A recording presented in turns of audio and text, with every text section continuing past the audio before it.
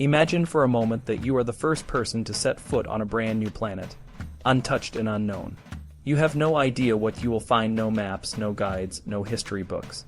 This is exactly how the world felt when the ancient Greek concept of economics was first challenged and transformed by the great thinkers of the 18th century. Just as explorers of old ventured into uncharted territories, these thinkers ventured into uncharted intellectual territories, reshaping our understanding of wealth, trade, and society. In the ancient world, economics was a simple concept. To the Greeks, it meant managing a household or a city-state. Aristotle, the great philosopher, believed that the amount of wealth a household or a state needed was limited. He said, "There is a bound fixed for the needs of a household or a state, and the name for this fixed stock is wealth." This view of economic well-being dominated Western Europe for centuries. It came with some strict rules.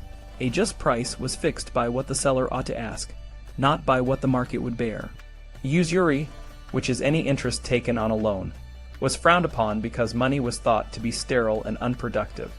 There was a general moral aversion to accumulating too much wealth, a practice known as chromastics. But this old view of wealth began to change during the Age of Discovery. Explorers like Christopher Columbus, Vasco da Gama, and Henry the Navigator set sail in search of new lands and new wealth. They were particularly interested in gold and silver, which were seen as the ultimate measures of wealth. The Spanish conquistadors found vast amounts of gold and silver in the New World, particularly in Mexico and Peru. This influx of precious metals caused a massive inflation in Europe, known as the Price Revolution. By 1600, prices in Spain were nearly 4 times what they had been 100 years earlier. This inflation disrupted the economy and contributed to the decline of the Spanish Empire. As European nations expanded, they began to compete for a larger share of the world's wealth. The idea of a national economy emerged, which aimed to unify the nation and increase its power.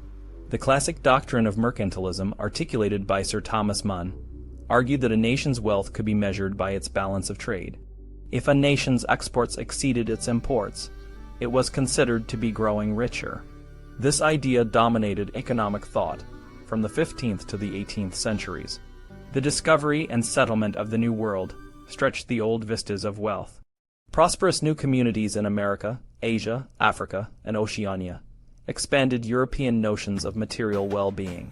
The old definitions of wealth could no longer serve nations in the age of exploration and discovery. This is where Adam Smith, a Scottish economist, came into the picture. Adam Smith is often called the father of modern economics. His most famous work, The Wealth of Nations, published in 1776, was a groundbreaking treatise that challenged the mercantilist view of wealth. Smith argued that a nation's wealth was not just its stock of gold and silver, but the productive capacity of its people and the division of labor. He introduced the idea that the division of labor, where workers specialize in specific tasks, greatly increases productivity and wealth. Smith used the example of a pin factory to illustrate his point. In a small factory, one worker might make 1 pin a day. But if the work is divided among 10 workers, each focusing on a specific task, they can collectively produce 48,000 pins a day. This increase in productivity, Smith argued, was the key to economic growth and prosperity. Smith also emphasized the importance of the market. The division of labor, he said, is limited by the extent of the market. Without a market to sell their products, workers cannot specialize and increase their productivity.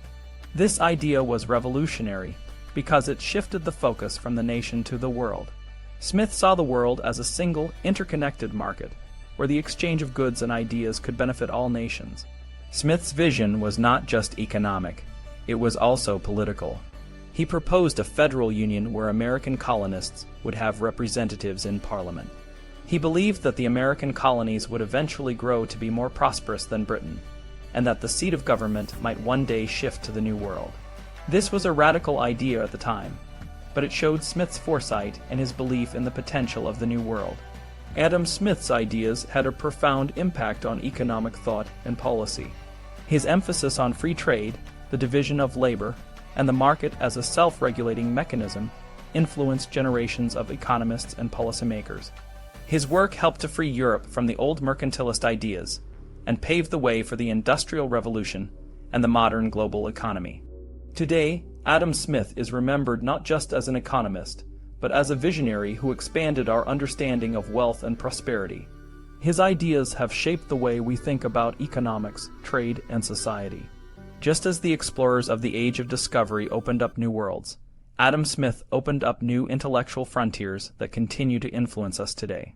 In a world that is constantly changing, the ideas of Adam Smith remain relevant.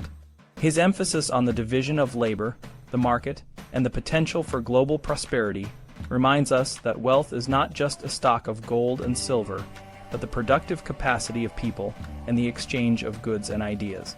As we face new challenges and opportunities in the 21st century, the lessons of Adam Smith offer a valuable guide for understanding and shaping our economic future. Just as the explorers of old ventured into the unknown, we must continue to explore new ideas and new ways of thinking about wealth and prosperity.